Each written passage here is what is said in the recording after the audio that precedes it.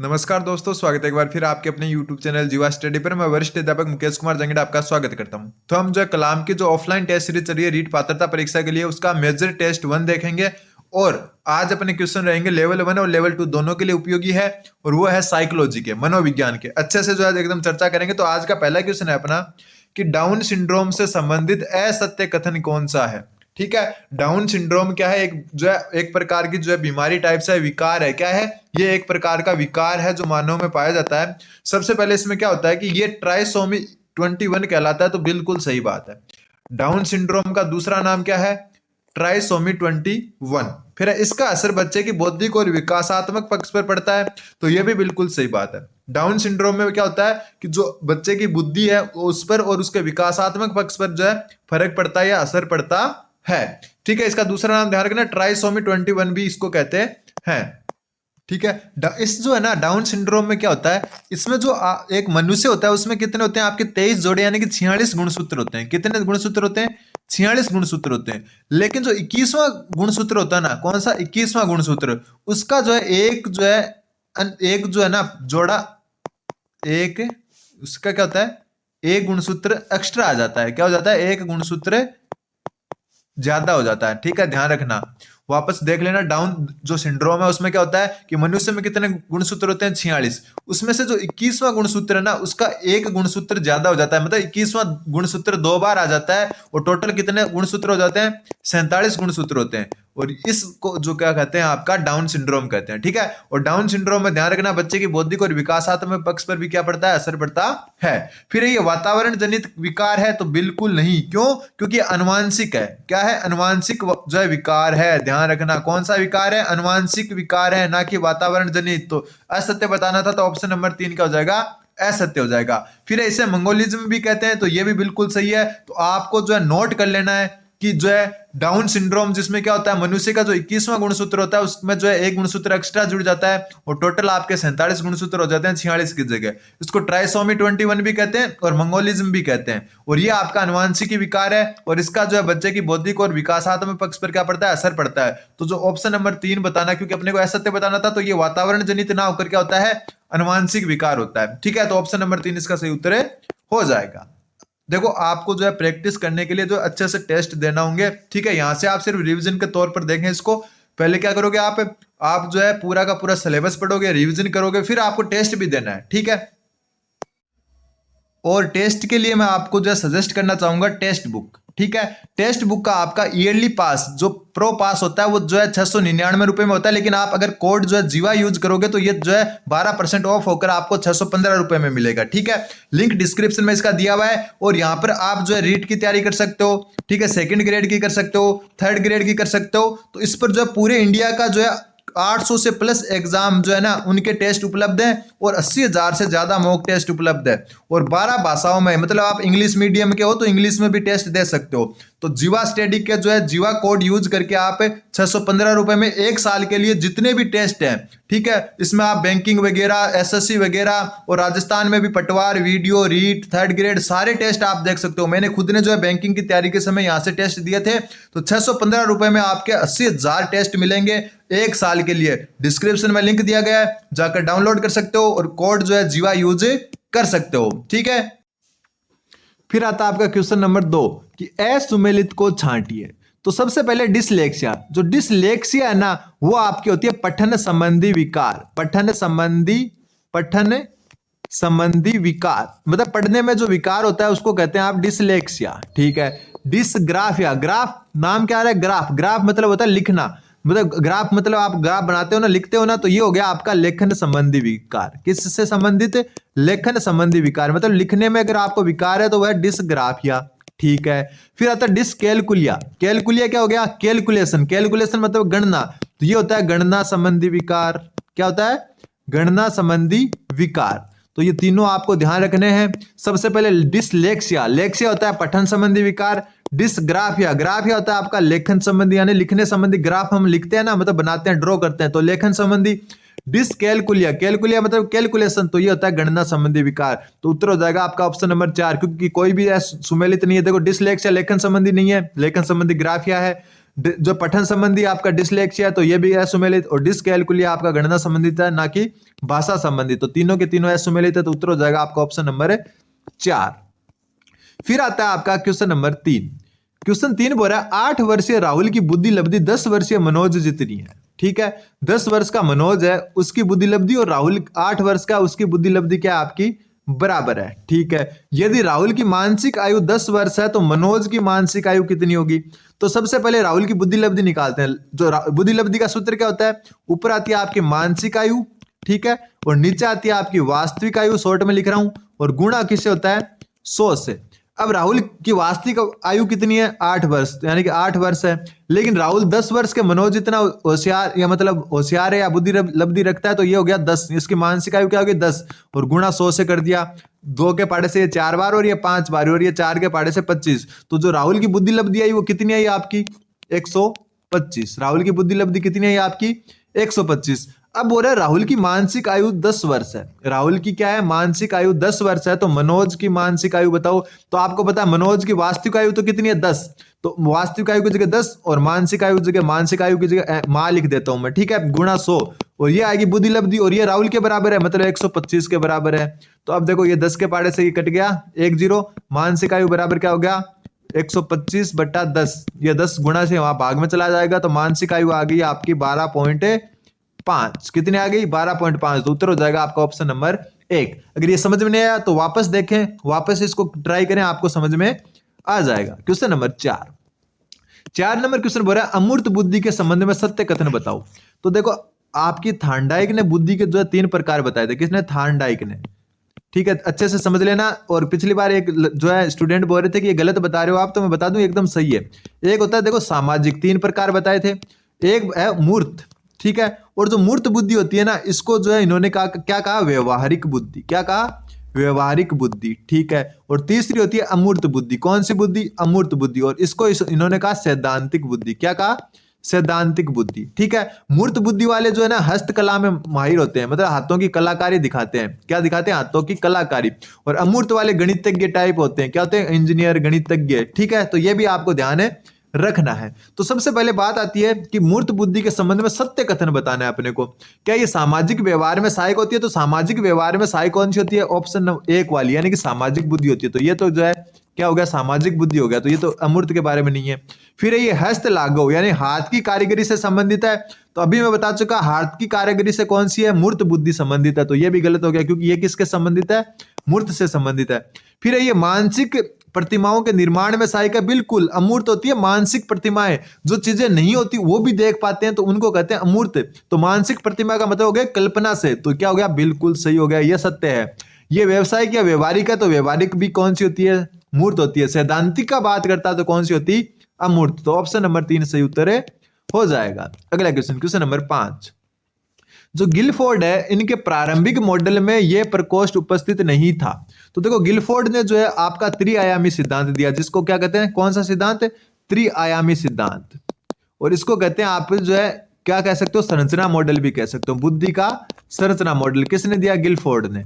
इन्होंने 3 प्रकार के कार्य बताए। एक तो आपका बताया इन्होंने संक्रिया, ठीक है, और एक बताया इन्होंने उत्पाद। क्या बताया? उत्पाद। और एक जो उत्पाद से पहले विषय वस्तु, फिर उत्पाद करते हैं, फिर बताया विषय वस्तु, और फिर बताया इन्होंने उत्पाद, ठीक है। और इनमें भी कितने कितने बताए? तो देखो संक्रिया में 6 कारक बताए, विषय वस्तु में जो है 5 बताए, और जो है आपकी जो है उत्पाद है उसमें उत्पाद में कितने बताए? 6। तो 6 को 5 से किया 30, 30 को 6 से किया 180। टोटल कितने कारक बताए उन्होंने? 180 कारक बताए। कितने बताए? 180 कारक। और इससे पहले जो प्रारंभिक मॉडल था, कौन सा मॉडल? प्रारंभिक मॉडल, उसमें इन्होंने कितने कारक बताए थे? 120 बताए थे, ठीक है। इसमें देखो संक्रिया में 6 कारक होते हैं, विषय वस्तु में 5, और उत्पाद में वर्तमान जो लेटेस्ट जो इसका जो सिद्धांत है उसमें कितने? 6, ठीक है। तो बात आए आपकी वर्ग और रूपांतर की। वर्ग और रूपांतरण जो है आपकी किससे संबंधित है? तो ये आपके उत्पाद से संबंधित है। उत्पाद में जो 6 हैं उनमें से 2 ये हैं, और ये प्रारंभिक में भी थे, ठीक है। अभिसारी चिंतन, कौन सा चिंतन? अभिसारी चिंतन। और आपका जो अभिसारी चिंतन है वो भी पहले से मौजूद था। वो भी क्या था? पहले से मौजूद था। लेकिन जो सर्वे या श्रवण है वो पहले से मौजूद नहीं था। वैसे ये क्वेश्चन थोड़ा हाई लेवल का, लेकिन इसको छोड़िए क्वेश्चन को, आप बस ये ध्यान रखिए कि इस मॉडल को त्रिआयामी या संरचना मॉडल कहते हैं, और ये इन्होंने 3 कारक बताए, संक्रिया, विषय वस्तु और उत्पाद। संक्रिया में 6 कारक उपकारक बता सकते हो, विषय वस्तु में 5 उपकारक और उत्पाद में 6 उपकारक, और टोटल 180 जो है जोड़े बन गए इनसे, ठीक है। और प्रारंभिक जो इन्होंने जो सिद्धांत दिया था उसमें कितने थे, 120 थे, ये याद आप रख सकते हो। फिर भाटिया जी के परीक्षण का भाग कौन सा नहीं है, तो देखो भाटिया जी ने जो है बुद्धि से संबंधित परीक्षण किया था, किससे संबंधित, बुद्धि से, और इन्होंने 5 उप परीक्षण बताए। कितने उप परीक्षण, 5 उप परीक्षण, 5 उप परीक्षण, उप परीक्षण। अब 5 उप परीक्षण इनका नाम मैं बता देता हूं। सबसे पहले जो इन्होंने बताया पैटर्न्स ड्राइंग परीक्षण, पैटर्न ड्राइंग परीक्षण, ठीक है। दूसरा जो इन्होंने बताया चित्र निर्माण परीक्षण, कौन सा, चित्र निर्माण परीक्षण, ठीक है। तीसरा जो इन्होंने बताया कोस ब्लॉक निर्माण या ब्लॉक डिजाइन परीक्षण, ठीक है। 5 बताए थे, 5 उप परीक्षण है। चौथा जो है वो है आपका अलेक्जेंडर पास अलोंग मेथड, अलेक्जेंडर पास अलोंग, पास अलोंग, ठीक है। और 5वां जो इन्होंने बताया वो है अंकों के लिए तत्काल, अंकों के लिए तत्काल स्मृति। अब ये पूछा है कि कौन सा भाटिया जो बैटरी है या फिर भाटिया जो परीक्षण है उसका जो है उप परीक्षण नहीं है, तो भाटिया जो परीक्षण है उसके 5 उप परीक्षण थे। कौन कौन से, पैटर्न ड्राइंग, चित्र निर्माण, कोज ब्लॉक डिजाइन, अलेक्जेंडर पास अलोंग और अंकों के लिए तत्काल स्मृति। तो कोज ब्लॉक डिजाइन बिल्कुल ये तो है, बुलबुलिया कहीं नजर नहीं आ रहा, पैटर्न ड्राइंग, पैटर्न ड्राइंग ये रहा तो ये भी है, तत्काल स्मृति तो ये रही तत्काल स्मृति, तो कौन सा नहीं है आपका, बुलबुलिया, ठीक है। ये किसने दिया, तो ये दिया पोर्टियास ने, किसने, पोर्टियास की बुलबुलिया, पोर्टियास ने दिया था, ये ध्यान रखना। अगला क्वेश्चन, क्वेश्चन नंबर 7, 7वां है गार्डनर के प्रारंभिक मॉडल में क्या शामिल नहीं था, तो गार्डनर का जो है ना जो है टोटल कितनी 9 बुद्धि दी, कितनी बुद्धि, 9 बुद्धि, लेकिन जो इनका प्रारंभिक मॉडल था ना, कौन सा मॉडल, प्रारंभिक मॉडल, तो प्रारंभिक मॉडल में जो है आपके कितने थे, 8 बुद्धि थी, कितनी बुद्धि थी, 8 बुद्धि, और 9वीं जो बुद्धि है वो सबसे लास्ट में जुड़ी, और उसी का पूछा कि 9वीं बुद्धि या फिर जो है प्रारंभिक मॉडल में कौन सी नहीं थी, तो वो है आपकी अस्तित्ववादी। इनको डिटेल से अपन जो है पिछले वीडियो में देख लिया, और जो है मैंने पहले प्ले लिस्ट बना रखी है, आप जाकर देख सकते हो, तो उत्तर हो जाएगा आपका अस्तित्ववादी बुद्धि, option number 2। Question number 8, question 8 एक कथन है, डायरेक्ट याद रखना आपको कि बुद्धि वह है जो बुद्धि परीक्षण मापता है, मतलब बुद्धि वह है जो बुद्धि परीक्षण मापता है। ये कथन किसने दिया, तो ये दिया आपका बिन्ने ने। इंपॉर्टेंट बनता है, ध्यान रखना कि बुद्धि वह है जिसको बुद्धि परीक्षण मापता है, मतलब बुद्धि को उन्होंने कहा कि बुद्धि वही है और कुछ नहीं है, जिनको बुद्धि परीक्षण नापता है वही बुद्धि है, तो ये बात कही आपकी बिन्ने ने। अगला क्वेश्चन, अगला क्वेश्चन भी डायरेक्ट याद रखना है, द बैकवर्ड चाइल्ड, नाम याद रखना, द बैकवर्ड चाइल्ड पुस्तक के लेखक कौन है, तो द बैकवर्ड चाइल्ड जो पुस्तक है उनके लेखक हैं सिरिल बर्ट, ठीक है। The backward child, the backward child के लेखक हैं सिरिल बर्ट, इसको भी डायरेक्ट याद रखना है। क्वेश्चन नंबर 10, इसको भी आपको डायरेक्ट याद रखना है, मंद बुद्धि बालकों के वर्गीकरण में प्रशिक्षणीय वर्ग कौन सा है। ये सारे के सारे आपके मंद बुद्धि बालक के ही जो है वर्ग है, लेकिन इसमें से प्रशिक्षणीय वर्ग कौन सा है, रिपीट हुआ क्वेश्चन है, पहले आ चुका क्वेश्चन है कि मंद बुद्धि बालकों के वर्गीकरण में प्रशिक्षणीय वर्ग कौन सा है, तो जो प्रशिक्षणीय वर्ग है वो आपका ऑप्शन नंबर 2, 35 से 50 तक बुद्धि लब्धि है, वो आपका क्या है, प्रशिक्षणीय वर्ग है। क्या है, प्रशिक्षणीय, जिनको हम जो है प्रशिक्षण देकर जो है आगे बढ़ा सकते हैं, तो ये हो गया आपका प्रशिक्षणीय वर्ग। इंपोर्टेंट बनता, मोस्ट इंपोर्टेंट है क्वेश्चन, क्योंकि डायरेक्ट याद रखना आपको कि मंद बुद्धि बालकों के वर्गीकरण में प्रशिक्षणीय वर्ग कौन सा है, तो 35 से 50 बुद्धि लब्धि का वर्ग। अगला क्वेश्चन, क्वेश्चन नंबर 11, 11 बोल रहा है फ्राइड के अनुसार व्यक्तित्व की संरचना के पक्ष कौन कौन से हैं, तो देखो फ्राइड ने 2 टाइप से जो है इनके व्यक्तित्व के जो क्या दिए थे, पक्ष दिए थे। एक तो दिया था इन्होंने इदम, इदम को कहते हैं इंग्लिश में आईडी। एक दिया था अहम, अहम को कहते हैं आपका क्या कहते हैं, अहम को ईगो। और एक दिया था परा अहम, और परा अहम को क्या कहते हैं, सुपर ईगो। क्या कहते हैं, सुपर ईगो, ठीक है। ये 3 दिए थे। और दूसरे क्या दिए थे, चेतन अचेतन की अवधारणा दी थी, चेतन अचेतन और अर्ध चेतन या पूर्व चेतन भी कहते हैं, ठीक है। पूर्व चेतन या भी कह सकते हो अर्ध चेतन। ये जो है ये सिद्धांत सारे के सारे किसने दिए थे, सिगमंड फ्राइड ने। और इनका जो सिद्धांत है उसको कहते हैं मनोविश्लेषणात्मक सिद्धांत, मनोविश्लेषणात्मक सिद्धांत, तो ये भी आपको ध्यान रखना है। एक इनका मनोलैंगिक सिद्धांत भी है। तो फ्राइड के अनुसार जो व्यक्तित्व के पक्ष जो आईडी अहम प्राइम, इनको डिटेल से हम जो क्लासेज में जान चुके हैं। फिर जो चेतन अचेतन और पूर्व चेतन या अर्ध चेतन मन से भी तुलना की थी, तो ये भी हो गया और ये भी हो गया। तो ऑप्शन 1 व 2 दोनों इसका सही उत्तर हो जाएगा। अगला क्वेश्चन, क्वेश्चन नंबर 12वां क्वेश्चन बोल रहा है शराब पीने से मना करने पर एक व्यक्ति यही कहता है कि 4 दिन की जिंदगी है, खाओ पियो ऐश करो। ठीक है, 4 दिन की जिंदगी है, खाओ पियो ऐश करो, ये कौन सी रक्षा युक्ति है? तो देखो समायोजन है, उसमें जो रक्षा युक्तियां होती है, सबसे पहले उदात्तीकरण की बात करें। किसकी बात करें? उदात्तीकरण की। तो उदात्तीकरण क्या होता है? उदात्तीकरण होता है कि किसी खराब आदत को, किसको? खराब आदत को अच्छी आदत में बदलना, अच्छी आदत में बदलना, खराब आदत को अच्छी आदत में बदलना। कोई भी खराब आदत है उसको अच्छी आदत में बदल देते हैं, तो उसको कहते हैं उदात्तीकरण। जैसे एक बालक है जो क्या करता है, क्लास में मारपीट करता है, मतलब लड़ाई झगड़े करता है, मारपीट करता है, और वो बड़ा होकर क्या बन जाता है? बॉक्सर बन जाता है। क्या बन जाता है? बड़ा होकर बॉक्सर बन जाता है, तो वो होता है उदात्तीकरण। ठीक है, फिर है युक्तिकरण। तो युक्तिकरण यही हो गया आपका, 4 दिन की जिंदगी है, खाओ पियो ऐश करो, तो ये इसका सही उत्तर हो जाएगा। इसमें क्या होता है? इसमें होता है कि आपका कि व्यक्ति क्या कहता है, खुद की स्थिति को अच्छा बताता है। खुद की स्थिति को क्या बताता है? खुद की स्थिति को अच्छा बताता है, को अच्छा बताता है। और दूसरों की स्थिति में क्या बताता है? कमी। दूसरों की स्थिति को बुरा बताता है, स्थिति को बुरा बताता है। ठीक है, और कई बार क्वेश्चन ऐसे भी आया कि अंगूर खट्टे हैं, क्या बताते हैं? अंगूर खट्टे। अंगूर हाथ नहीं आए तो क्या हो गया? अंगूर खट्टे हैं। मतलब अंगूर हाथ नहीं आए तो मतलब खट्टे हैं, मतलब दूसरों की स्थिति बुरी है, तो ये अंगूर खट्टे भी इसी से संबंधित है। ठीक है, प्रक्षेपण। प्रक्षेपण होता है आपका दोषारोपण, मतलब आप किसी पर दोषारोपण कर देते हो। जैसे नाच ना जाने आंगन टेढ़ा, मतलब आप नाच नहीं पा रहे हो और बोल रहे हो कि जो आंगन है वो टेढ़ा है, तो वो होता है आपका प्रक्षेपण। ठीक है, दमन। दमन क्या होता है? दमन होता है आपकी जो है, जो मतलब बुरी जो यादें हैं, क्या है? एक मिनट, पूरी लिख दिया मैंने। आपकी जो बुरी यादें हैं, बुरी यादों को अचेतन मन में धकेलना। किसमें? अचेतन मन में धकेलना, अचेतन मन में धकेलना, ये होता है आपका क्या होता है? उदात्तीकरण। तो यहां पर जो है आपके 4 दिन की जिंदगी है, खाओ पियो ऐश करो, शराबी ये कहता है, तो ये है युक्तिकरण, मतलब अपनी स्थिति को अच्छा बता रहा है।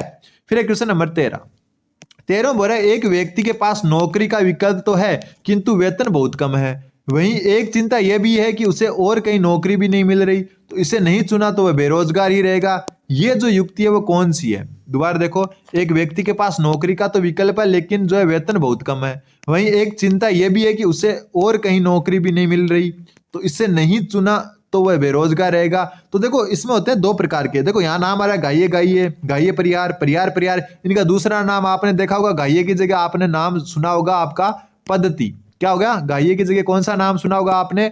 पद्धति। और जो है परिहार की जगह क्या सुना होगा? वर्जन। तो ये आपको ध्यान रखने, हिंदी में नाम अलग अलग आ सकते हैं, पद्धति आ सकता है, पद्धति वर्जन आ सकता है, वर्जन पद्धति आ सकता है, लेकिन जो है अपने को जो ध्यान रखना, गाइये गाइये मतलब पॉजिटिव और परिहार और वर्जन का मतलब है नेगेटिव। तो देखो इसमें क्या हो रहा है, एक व्यक्ति के पास नौकरी मिल गई लेकिन वेतन कम है, मतलब ये भी नेगेटिव ही टाइप है। ठीक है, दूसरी तरफ अगर वो नौकरी छोड़ता है तो वो बेरोजगार रहेगा, तो ये भी नेगेटिव है। तो मतलब दोनों ही चीजें नेगेटिव है, तो इसका उत्तर हो जाएगा आपका परिहार परिहार। क्या हो जाएगा? परिहार परिहार। उत्तर नंबर जो है 3। ठीक है, अब आप ये सोचोगे नौकरी मिल रही है, वेतन का क्या लेना है, लेकिन थोड़ा सेंस से सोचें तो अपने को देखा है कि नौकरी मिल रही है लेकिन वेतन बहुत कम है, तो ये आपका नेगेटिव सेंस है कि वेतन तो कुछ है ही नहीं, ना के बराबर है, तो ये हो गया नेगेटिव। ठीक है, दूसरी तरफ नौकरी अगर छोड़ता है तो बेरोजगार रहेगा, तो ये भी नेगेटिव है। दोनों तरफ क्या है? नेगेटिव। मतलब आगे कुआं पीछे खाई, मतलब आगे कुआं पीछे खाई, तो कुल मिला के क्या होगा आपका जो है, ये हो जाएगा परिहार परिहार। अगर दूसरे शब्दों में लिखें तो ये हो जाएगा वर्जन वर्जन। क्या हो जाएगा? वर्जन वर्जन, मतलब दोनों ही दुखदायी स्थिति है। अगला क्वेश्चन, क्वेश्चन नंबर 14 बोल रहा है कि व्यक्तित्व के प्रकार्यात्मक वर्गीकरण के संबंधित मनोवैज्ञानिक नहीं है। व्यक्तित्व के प्रकार्यात्मक जो वर्गीकरण है उससे संबंधित मनोवैज्ञानिक कौन ही है? ठीक है, तो जो है आपका जो सेल्डन है, सेल्डन क्रेसमर, ये दोनों के दोनों किससे हैं? आपके प्रकारात्मक से वर्ग जो है क्या संबंधित है। युंग भी किससे संबंधित है? प्रकारात्मक से। लेकिन केटल है आपका विशेषक उपागम से। किससे? विशेषक उपागम से। देखो इन क्लासों को आप जो है एज ए रिविजन ले तो ज्यादा अच्छे समझ में आएगा, पहले पढ़े फिर रिविजन के तौर पर ले। ठीक है, सेल्डन, क्रेसमर, युंग और केटल, इन्होंने क्या किया, इनमें से जो सेल्डन, क्रेसमर और युंग है, ये तो किस प्रकार के वर्गीकरण से संबंधित है? प्रकारात्मक से। ठीक है, और जो आपका केटल है वो किससे, विशेषक उपागम के वर्गीकरण से संबंधित है। तो यहां से पूछा था प्रकारात्मक से संबंधित कौन सा नहीं है, तो केटल नहीं है। क्यों, क्योंकि ये विशेषक उपागम से है। ठीक है, अब बात करें कि इन्होंने वर्गीकरण क्या दिया, तो सेल्डन ने कौन सा वर्गीकरण दिया, इसका उत्तर तो आपका चौथा हो जाएगा, लेकिन जान लेते हैं। सेल्डन ने एक तो दिया आपका एंडोमार्फिक, क्या दिया, एंडोमार्फिक। ठीक है, दूसरा दिया इन्होंने एक्टोमार्फिक, कौन सा दिया, इंग्लिश शब्द है ये याद रख लेना, एक्टोमार्फिक हिंदी में अलग है। और तीसरा इन्होंने दिया मिसोमार्फिक। ठीक है, और वैसे याद रखो तो एंडो, एक्टो और मिसो किसने दिया, सेल्डन ने। फिर बात आती है क्रेसमर की। क्रेसमर ने 4 प्रकार बताए। सबसे पहले पिकनिक प्रकार, ठीक है, दूसरा इन्होंने बताया एस्थेनिक, ठीक है, तीसरा इन्होंने बताया एथलेटिक, ठीक है, चौथा इन्होंने बताया डाइप्लास्टिक, कौन सा बताया, डाइप्लास्टिक। ठीक है, और एक बात ध्यान रखना, क्रेसमर व सेल्डन दोनों ने जो है शरीर रचना के आधार पर वर्गीकरण दिया। ठीक है, शरीर रचना जो है इनका आधार माना, शरीर रचना का आधार माना गया। ठीक है, तो क्रेसमर और सेल्डन शरीर रचना के आधार पर वर्गीकरण दिया, और प्रकारात्मक वर्गीकरण कहलाता है सेल्डन एंडोमार्फिक, एक्टो और मिसो, क्रेसमर का पिकनिक, एस्थेनिक, एथलेटिक और डाइप्लास्टिक। और युंग के आपके अंतर्मुखी, कौन सा, अंतर्मुखी और बहिर्मुखी, और बहिर्मुखी, यह वर्गीकरण किसका है, युंग का। ठीक है, तो उत्तर हो जाएगा केटल, क्योंकि इन्होंने विशेषक उपागम पर जो है आधारित वर्गीकरण दिया था। फिर आ रहा है सेल्डन के शारीरिक गठन के आधार पर श्रेणीकरण को मानते हुए प्रबल एंडोमार्फ व्यक्तियों का श्रेणी अनुपात क्या है। तो देखो इन्होंने ऊपर बात कर चुके, क्या क्या दिए थे, एक तो एंडोमार्फिक दिया, ठीक है, और एक एक्टोमार्फिक दिया, ठीक है, और एक दिया इन्होंने मिसोमार्फिक, क्या दिया, मिसोमार्फिक। ठीक, अब इसमें जो है एक शरीर संरचना का जो अनुपात है वो थोड़ा सा ध्यान रख लेना। एंडोमार्फिक का इन्होंने क्या दिया, 1:7:1। ठीक है, एक्टोमार्फिक का इन्होंने क्या दिया, तो एक्टो का दिया इन्होंने जो है एक्टो, सॉरी 1:7:7 नहीं दिया, एक मिनट, जो इन्होंने एंडोमार्फिक है, एंडोमार्फिक का दिया इन्होंने 7:1:1। इन्होंने एक्टोमार्फिक है, एक्टोमार्फिक का दिया 1:1:1:7, और जो मिसोमार्फिक है उनका दिया 1:7:1। सारे याद रख लेना, रीट में क्वेश्चन आ चुका है। तो सेल्डन का जो वर्गीकरण है उसमें एंडोमार्फिक का जो अनुपात है आपका श्रेणी अनुपात वो होगा 7:1:1, एक्टोमार्फिक का होगा 1:7 और मिसोमार्फिक का होगा 1:7:1। तो यहां बात पूछिए एंडोमार्फिक का, तो एंडोमार्फिक का होगा 7:1:1, ये रहा। ठीक है, तो उत्तर हो जाएगा आपका ऑप्शन नंबर 1। अगला क्वेश्चन, क्वेश्चन नंबर 16 क्वेश्चन बोल रहा है कि हस्तशिल्प का परीक्षण किन बच्चों के लिए उपयोगी है। हस्तशिल्प यानी कि हाथों की जो कलाएं होती है, आप चाहे उनको जो है पेंटर बनाए या जो है मिट्टी के जो है बर्तन बनाना सिखाए, तो जो हस्तशिल्प का प्रशिक्षण होता है ना, वो आपके किन प्रकार के बच्चों के लिए उपयोगी होता है, तो मंद बुद्धि बालकों के लिए इंपॉर्टेंट बनता है। नए वाले स्टूडेंट इसको समझेंगे प्रतिभाशाली बालक, जबकि उत्तर होगा आपका मंद बुद्धि बालक। जो मंद बुद्धि बालक होते हैं ना, वो पढ़ने में भले ही अच्छे नहीं हो, तो उनको क्या सिखाएं आप, हस्तशिल्प कला में जो है निपुण बनाए, ताकि वो आगे रोजगार उपलब्ध हो सके उन्हें। अगला क्वेश्चन, क्वेश्चन नंबर 17 बोल रहा है कि एक वंचित बालक क्या नहीं हो सकता। तो देखो एक वंचित बालक का मतलब क्या हो गया, सुविधा लेस बालक। क्या हो सकता है, सुविधा का क्या हो, अभाव, सुविधा का अभाव हो, ऐसे बालक को कहते हैं वंचित बालक।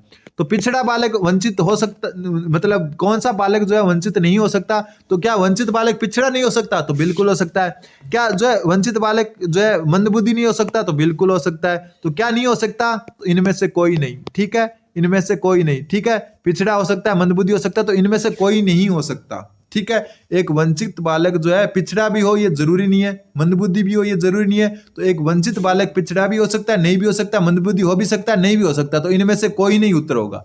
कुल मिला के ध्यान रखना कि पिछड़े बालक का मतलब जो है मंदबुद्धि बालक से नहीं है। पिछड़े बालक का मतलब है सुविधाओं का अभाव वाला बालक।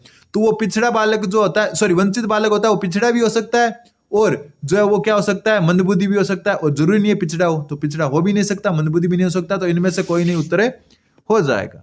फिर आती है आपकी क्वेश्चन नंबर 18 कि समायोजन की अप्रत्यक्ष युक्ति कौन सी नहीं है।